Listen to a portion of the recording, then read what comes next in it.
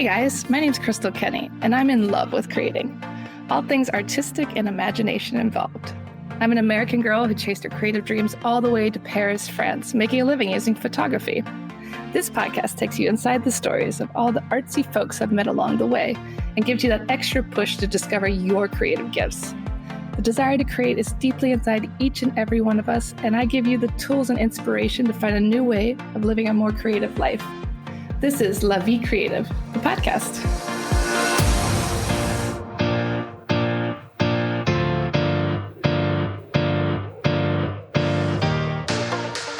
Today on the show, I interview award-winning poet Josh Cake. We talk all about the ways words can move us, change us, and all his experiences of traveling around the world as an artist. So welcome to the show, Josh. Hello, Crystal. Thank you for having me. Of course. You've lived across Melbourne, Edinburgh, and now you perform all over the world. How has each place taught you about creativity and identity? I mean, I'm sure I pronounced both those wrong, but You did well. It was very clearly. There's this linguist called Grice who has these maxims. This is something I learned about in Melbourne as part of my high school education, which was there's only three things language needs to be. It needs to be clear, truthful, and relevant.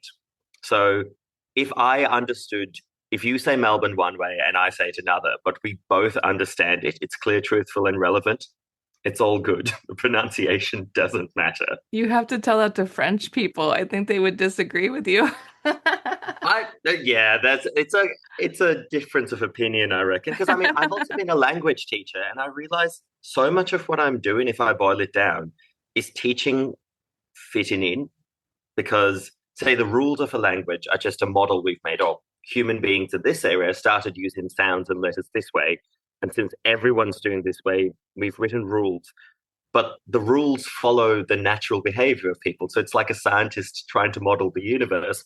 And then when we teach them as rules, we're just saying, hey, here's how to fit in. Here's how not to be too weird in this language. Here's how to not be too weird. I like that. The struggle is real. But no, like how did you, moving across all these places, has it changed you creatively? Has it changed your identity? Oh, yeah. I mean, growing up it's Australian identity is messy because Australia was invented as a concept by the British in 1901. And before that, what would now be the states of Australia, so Victoria, New South Wales, Queensland, were colonies that the British had set up in the late 1700s. And before that, there's over 60,000 years of different nations because Australia is bigger than Europe. And you know that bit of Europe where the countries are pretty small, say like Croatia, Albania, that area. Australia had countries roughly around that size, not as big as France, maybe 400 and something countries. And then they were all subsumed under the British Empire through horrible, horrible, violent processes. And then the name Australia just means south because the king sent James Cook off to discover Terra Australis Incognita because they named their missions in Latin. And that just means unknown southern land. And then for administrative convenience, it was called Australia, which just means south in reference to its position relative to England. So the idea of a clear identity is messy and very new. And, my parents moved to Australia 2 months before I was born. So I think I was in a place that often either isn't sure who it is or it's not very pleasant to talk about the history because the history is brutal. So when I first came across to Europe, I came across to Italy and then to France, it really threw into contrast the place I'd grown up in because people would talk about their culture and they'd go back 100, 500, thousands of years. And I was sitting with these Italian university students, my first time in Europe when I was 16. And they'd say, oh, here's our thing from 500, 1,000, 1,500 years ago. What's your food and art and language from those times? And we had to go, well, they were killed. Oh, gosh. So, yeah, I think there's one thing to be told in school there was a genocide and then to go to places where that didn't happen and people are still living there and see the contrast. And it really makes you realize how much has been lost. Yeah, definitely. And it is a fascinating history in Australia, like you said, and then to come to Europe where it goes back so far. And you studied at the Sorbonne too. What was that like in Paris? Oh, that was great. I was 19 when I came over to France and I grew up, I've got French roots in my family. there's quite a lot of love for France in Australia. We see it as this. I mean, I don't think we dislike it the way the English do. We're like, oh, the French, they make such fine and wonderful things, such great food, such great. I think you had Nikki Neville on recently, and she talked about you. There's a lot of love for France in Australia. Kylie Minogue helps with that a lot as well. And I came over really excited to go to, a real intense, big, bustling art scene because I'm from Melbourne, which is about as big and bustling as it gets for the Southern Hemisphere. But there's a point at which you're doing art well in Australia, and at some point you go, well, I've got to go to London or Paris or New York or Berlin. It's a culture of go to one of the real places where they've got a really long history of it. Yeah. And I was 19 and I was a little bit cocky when I left Australia. I don't think you should give young men awards. Just it doesn't serve any purpose. And I was like, yeah, I won this cabaret award. Blah, blah, blah. I think I'm really cool. And then you get to Paris and everyone there has won whatever thing in their home country. And that's my big come to the level of coming to Paris. And it was a good reality check. It was I studied at the Sorbonne, which is a great way to get into the country, and that was so much harder than any education I'd done before. I learned not to waste time on introductions because the way I'd been taught to write an essay was introduce the topic, the book, everything you're talking about, and they would go, well, the people reading this is your professor or your tutor. We already know the context, and I'd just get a big red line through the first 200 words I'd written. And then that means that a 1,000-word essay is actually so much more work because you can't pad it with 30% introduction and conclusion the way you tend to do in English. It was really tough. I think there and also working in cabaret bars, they'd always be like, here's the standard. Even if you think you've done really well, here's the next thing to aim for with that very distinct Parisian sense of high standards. So it was good. It forced me to grow up and work hard and not be tempted into taking it easy, which I think when you're 19 and you think you're doing well, there's a strong temptation. I think especially for a 19-year-old boy to sit back a little, and it wouldn't let me. It was relentless in a really good way. It was humbling. I needed that. Definitely. Yeah, I think that at such a young age, it's tough to be maybe as serious as you think you are. And Paris will definitely beat you into that. So, like you said, the best of the best are here. They're not playing around, and they have intense programs anyway. So you Yeah. move And it means between. if they Oh yeah, what were you Oh, saying? sorry. If they say something positive, it's really because in Australia everyone's saying well done. You could do a pretty bad show, and people will Yeah, find something tell nice. me the That's truth. not the case in France. They go, not very good, and it doesn't mean they're not your friend. It means that I love you so much. You are my friend. I will look after you. I've got your back. That was bad, and that's so helpful to Yeah. have that honest feedback. And then there's one compliment that I got right at the end of the year at the Sorbonne. It was this professor called Emmeline Seigneur-Bosse, and she was great. And also, like, really tough, forced me to be better. And then towards the end, she was like, she said in French, if you write like this, leave this classroom and go write. And it meant more than 1,000 people saying, yeah, that was good in Australia because she wasn't just dishing those out. Yeah, that wasn't easy to come by. It means you're Yeah. good. Yeah. So you move between poetry, music, and comedy. How do you decide which medium a piece wants to become? I think at this point, because I'm lucky enough to have been doing all of them for over 10 years now, I get a feeling that, oh, this idea is distinctly, I know it when it appears as an idea, it appears either in poetic words or this is a bit of a gag or this would go really nicely in a song. I didn't know when I was younger. I mean, when I turned up to Paris, I wasn't doing poetry. I was doing music and comedy and cabaret. And then I started to go into these salons run by, Spoken Word Paris and Paris Lit Up. And they had anyone doing anything, mostly in English and French, but occasionally another language. And you get this mixture of poetry, of people trying out stand-up comedy, maybe a theatrical monologue. Some people would just introduce a piece of music and play it. And I came along to those, and I think the mixedness of it really forced me to be open to things that I hadn't seen before, which was really, again, a 19-year-old boy from Australia really needs to listen to other perspectives and hear other voices.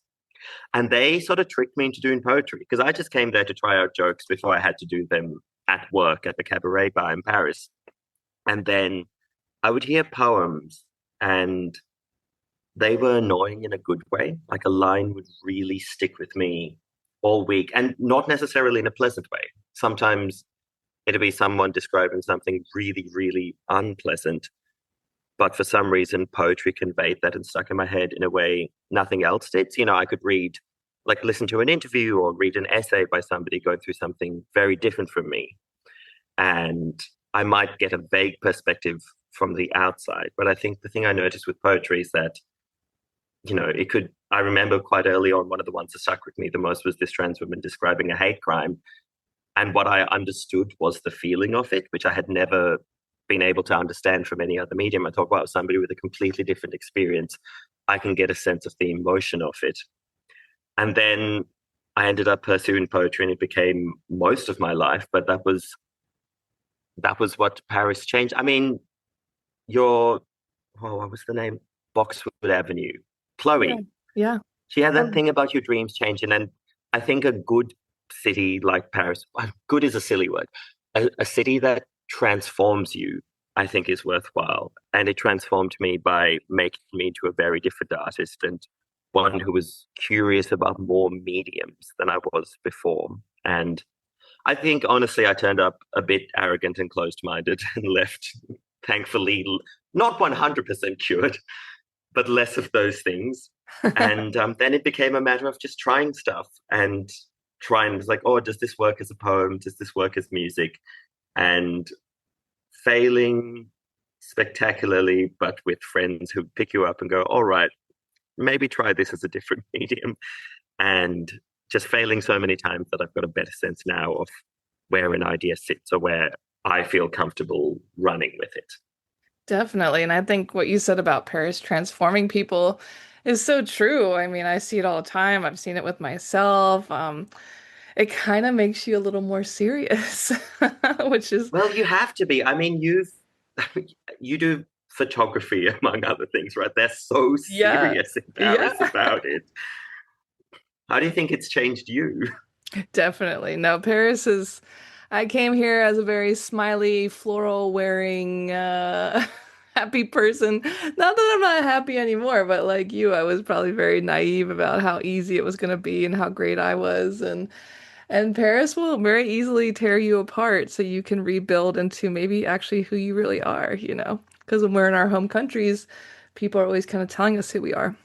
When no one knows you, then you have to kind of figure it out. I think you've put that thing better. I'm so glad I came on this podcast so you could put into words that thing, break you down to put you back together. That is very much what it does. I've just realized that reminds me of, do you know Taylor Swift's song Welcome to New York? Yeah, yeah. That that's pretty relevant to how I felt coming to Paris for the first time. Everybody here was something else before. You come there wanting something, but then what you want, as Chloe said, what you want might change. And as you've It's put, the true. city breaks you open for that. Yeah. Yeah, I So never thought it about was that. very helpful. I'm so Yeah, grateful I did that. I think I could have possibly gone to a city where I might have had an easier time, but I would have grown much less. exactly. We chose to be masochists and destroy ourselves so we could rebuild. I So think let's, it's also good as an artist. It teaches you about money. And yeah. I think when people ask me who've never been to France, obviously, we know Paris, we're talking from the context. People who don't, they're like, oh, the romance, the beauty, the history, the traditions, the literary traditions. I'm like, also, France is very capitalist. I Christmas decorations around Europe are beautiful little traditional things. I was like, I lived on Rue de Sèvres the first time I was there. The Christmas decorations strung up in lights were the names of nearby shops. And something I've noticed about everyone who got shaped by Paris in some ways that we're a little bit better at making financially viable art because you are trained to think about how to sell a show, not just put one on.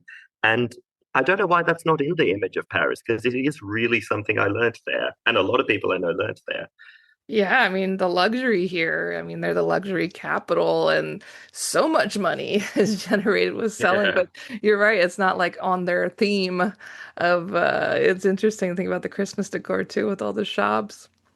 So let's talk about your album title, My Poems Pay Taxes, My Taxes Buy Weapons, My Weapons Kill Poets. Talk a little bit about it. It's incredibly striking. How did this concept come to you? Well, I I mean, we understand that sentence. I think when I was maybe 14, I remember I was studying French at school and I learnt about the French resistance. And, people like Lucio Braque and like she was one of the first people I think as a kid I thought, oh, that's a really cool hero. Because obviously there were artists and athletes that I liked, but that just seemed in a way doable and not as scary. And again, like really cocky teenager, I was like, yeah, an arts career, that seems doable. But, facing off against the Nazis, that's terrifying. And she would risk her life again and again to, resist them, break other resistance members out of jail.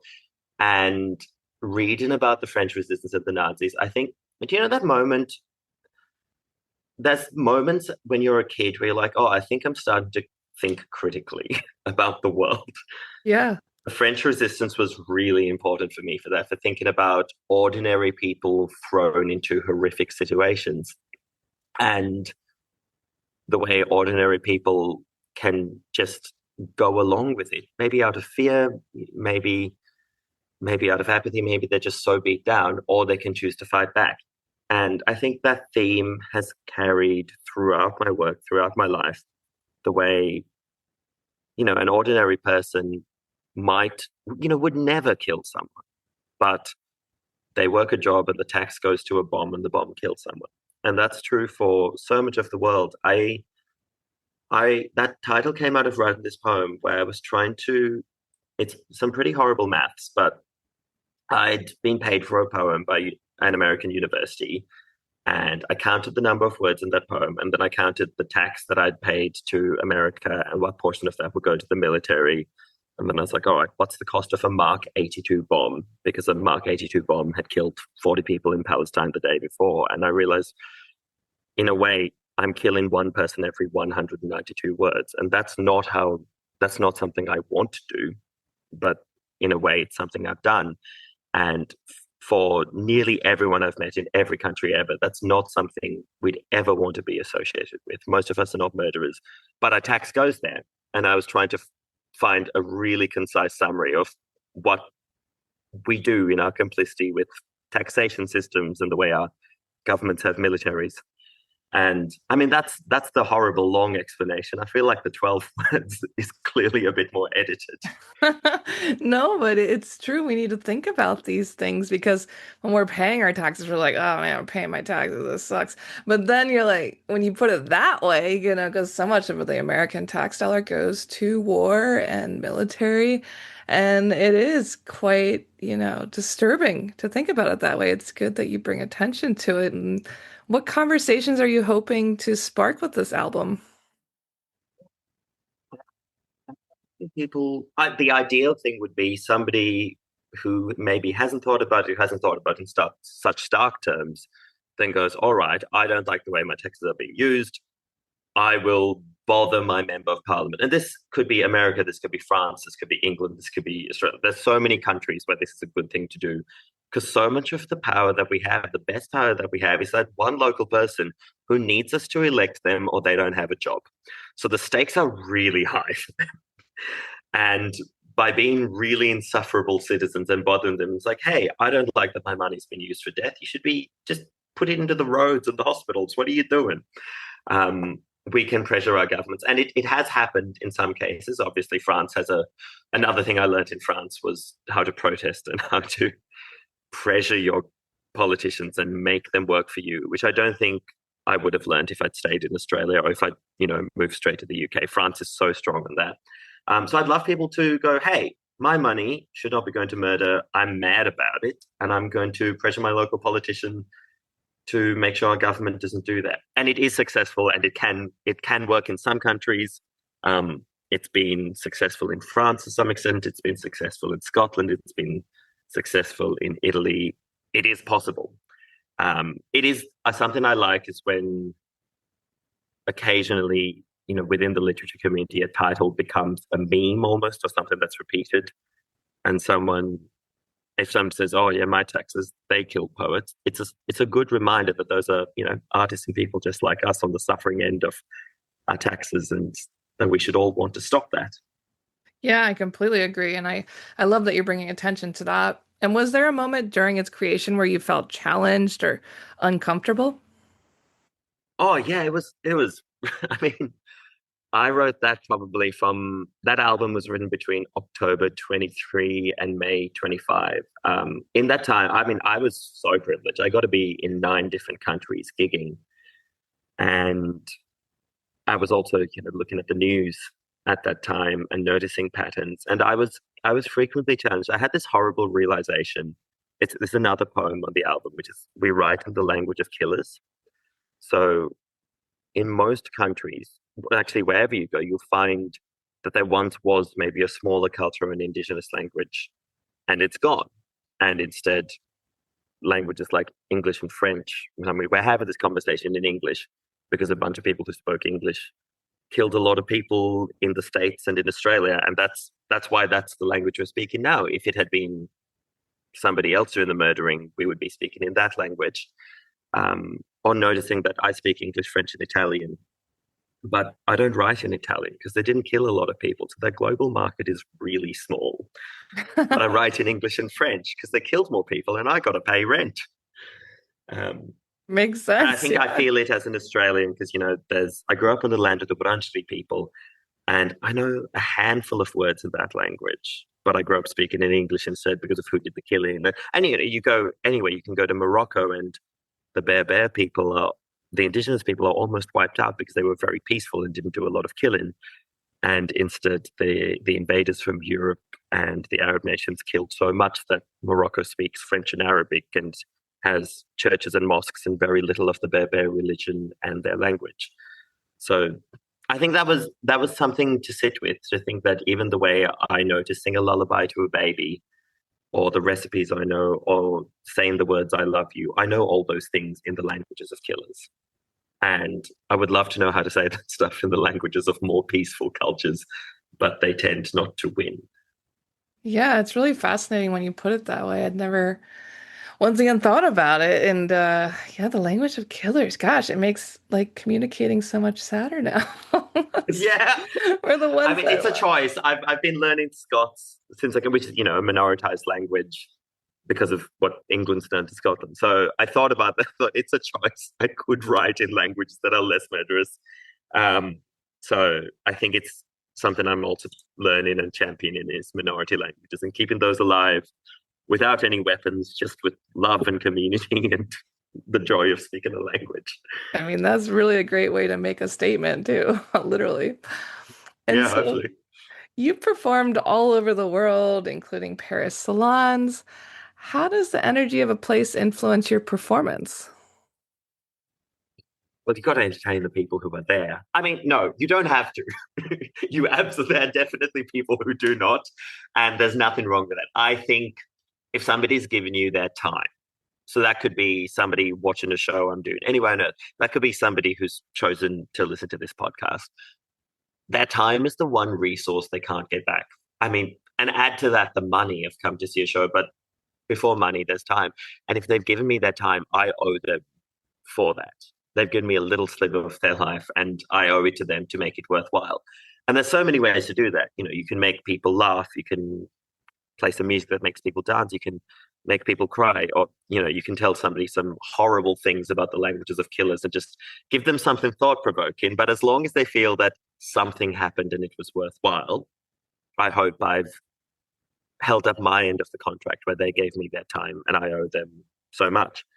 I think in Paris, there's a big difference between performing for French speaking crowds and performing for Anglophone crowds in Paris. I think Anglophone crowds in Paris are interesting for me because they tend to be very international. So your variety of English in some ways is best restricted to things that everyone from many varieties of English is going to understand.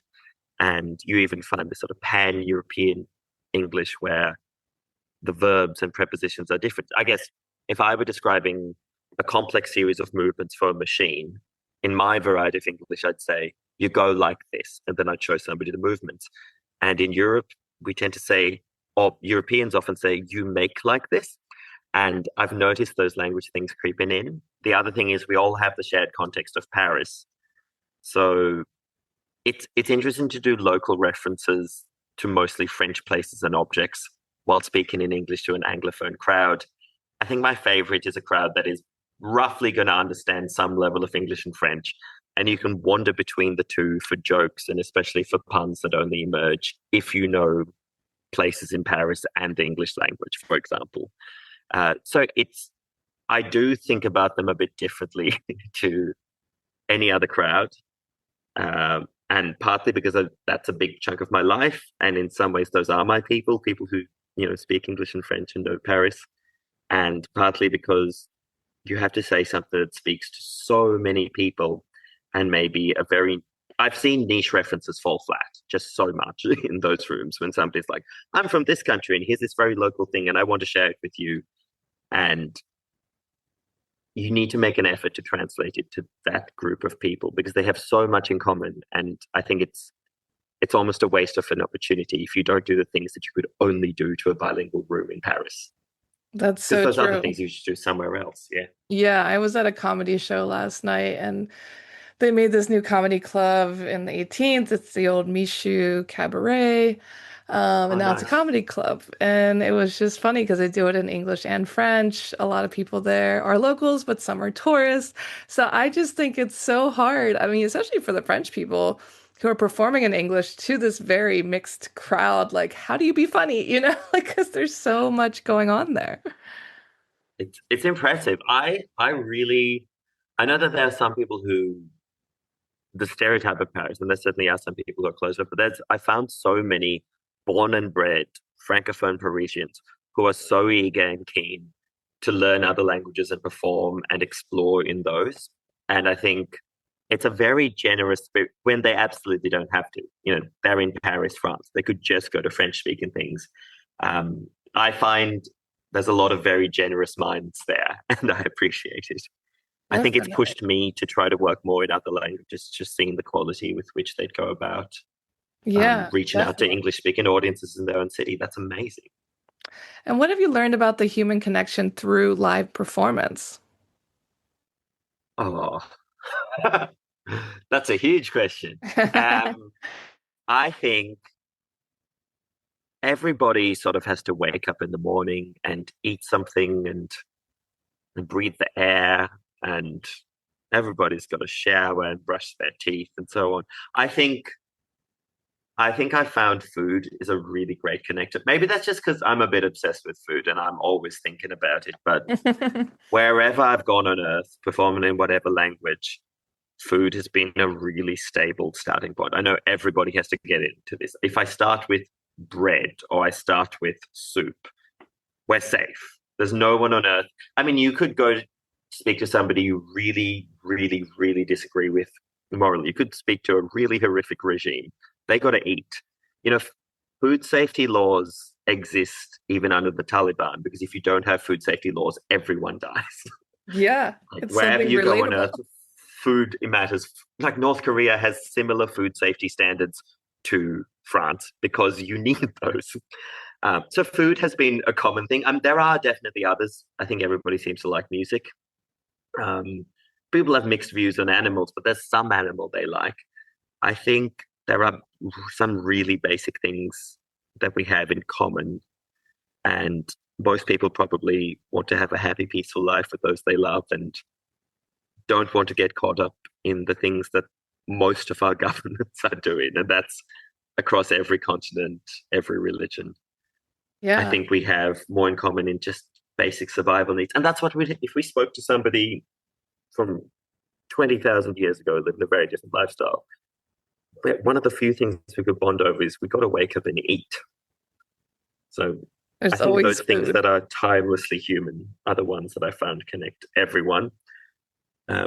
Apart from that, I found that a crowd of drunk adults is not that different from middle schoolers in the way you guide them towards your intended outcomes. Yeah, I think that's definitely true. Drunk people and middle schoolers have the same sense of humor. Um, Yeah. and what does your creative process actually look like on the day to day?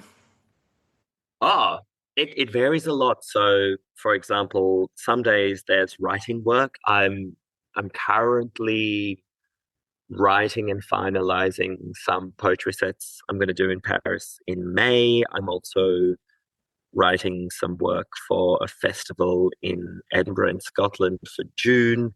So there's a fair bit of writing and practicing and getting those new works ready. I think also I grew up in Melbourne. I spent a while studying and living in Paris, traveled around using Paris as my base and lived there for a while. And then I've moved to Edinburgh. So there's a fair bit less French in my life. And it's exciting to come back to Paris and go, this will mostly be in English because that's what I'm mostly writing in. But this is the one place I'll do. Paris and Brussels are the one place I'll do French stuff. So I'm just trying to finish off some new French work in time for Paris. And then there are shows. So, tonight I'm off to perform poetry at the Scottish Storytelling Centre. Tomorrow it's writing, and then I think a night off just playing squash. Another night this week it's writing during the day, and then hosting a music piano bar at night.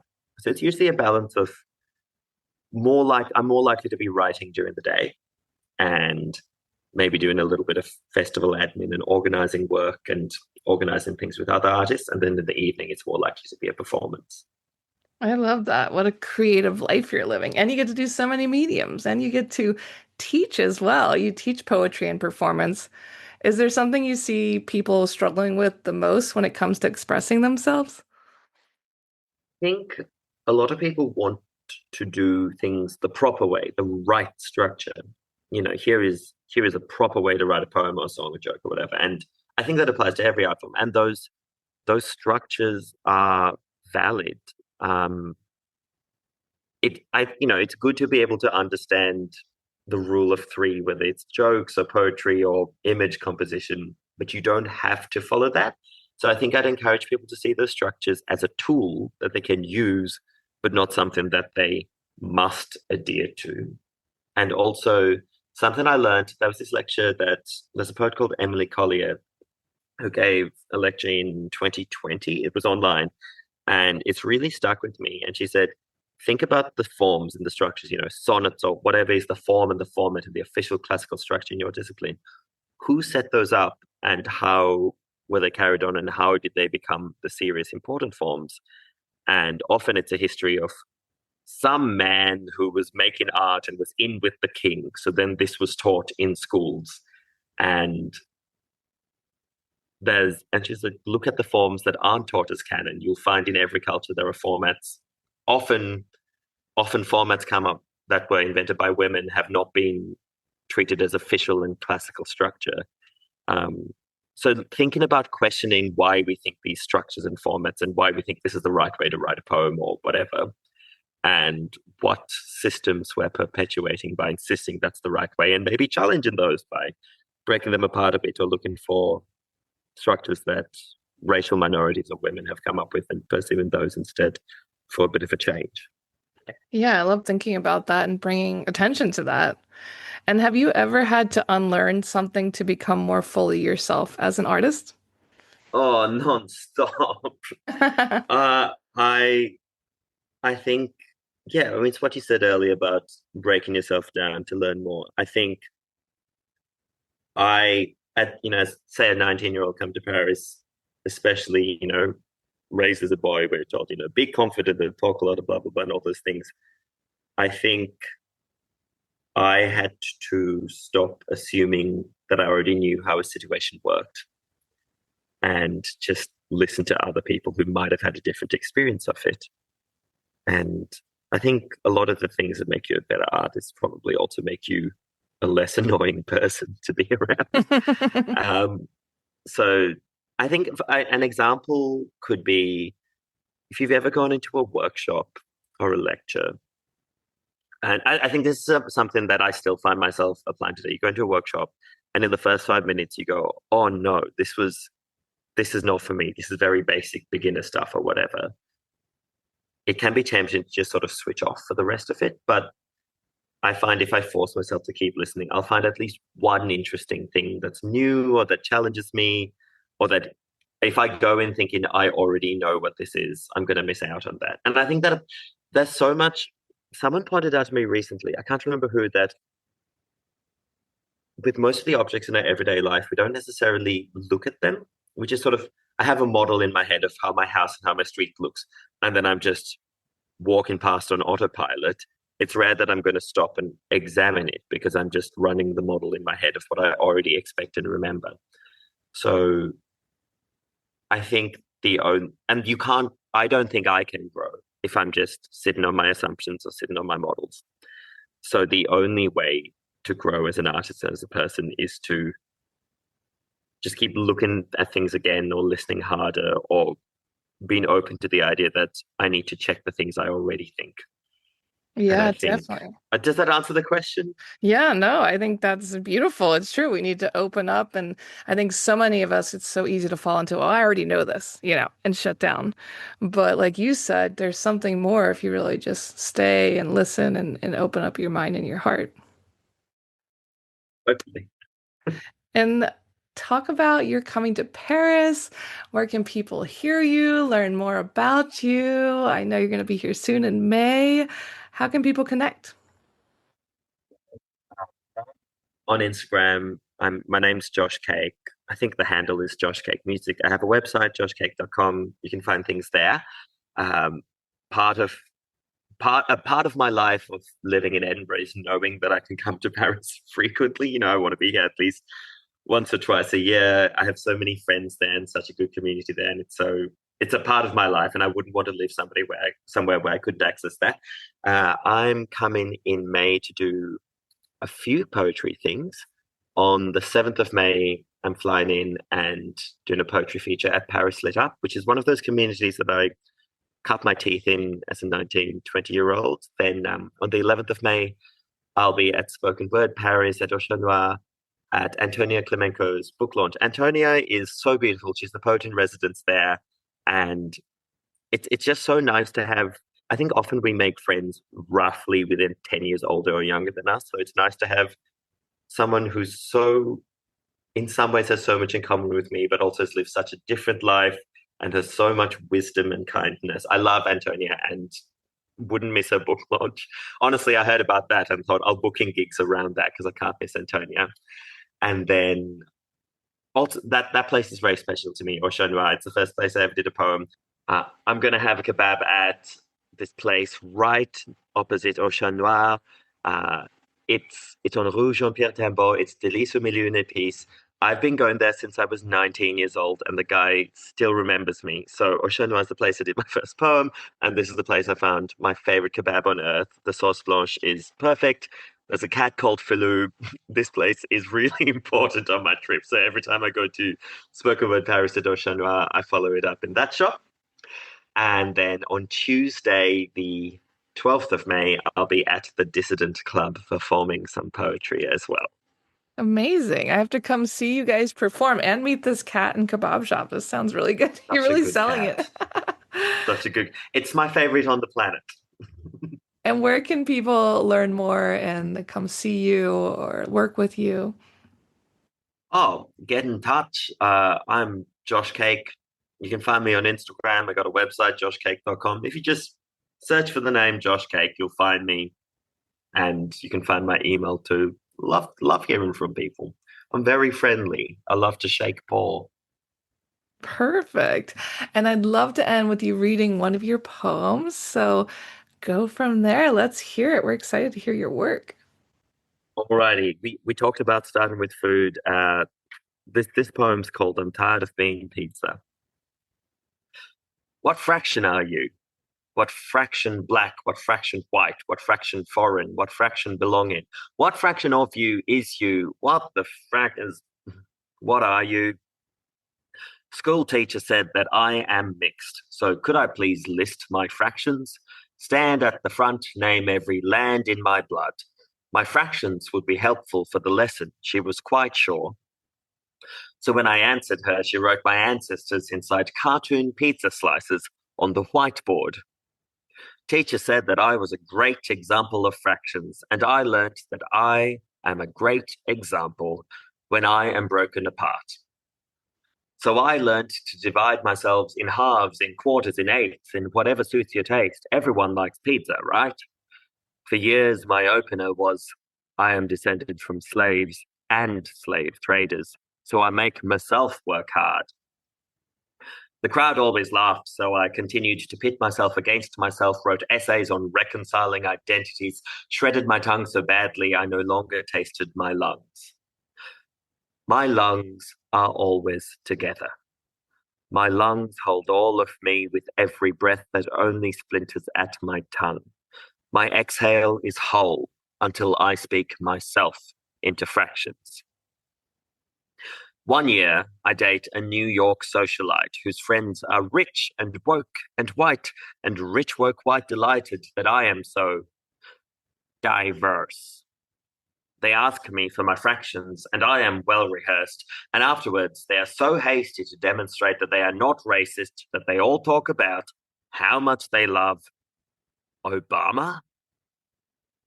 They say they are jealous of my skin. One says it looks like semi-sweet chocolate. Another says dark chocolate. The debate about me, without me, 40%, 60%, no one can agree on my cacao fraction. And I swear I have a strong sense of self, but the next day at the shop, I stare a long time at the map above the chocolate shelf. Maps are just neat lies, and I have learned you can go to the place they call border, walk with one foot on each side. It does not hurt. I am tired of being pizza. I will be soup. No soup is half carrot, half potato. A carrot and potato soup is all carrot, all potato. I am taking the pizza knife off the table. Today, I hold myself with a ladle. It's beautiful. I love maps are neat lies. I'm not going to forget that one. Oh, thank you. It's very nice. And thank you so much for sharing with us. And we can't wait to see you perform and see what you'll do next. Oh, thank you for having me. This has been a delight. Thanks for putting into words things that I've thought about. Thanks so much for tuning in to La Vie Creative. You can find more information on MissParisPhoto.com. And if you enjoyed this show, please feel free to share and spread the word for all my creative guests. We have the power to help them to keep doing what they love. See you next time.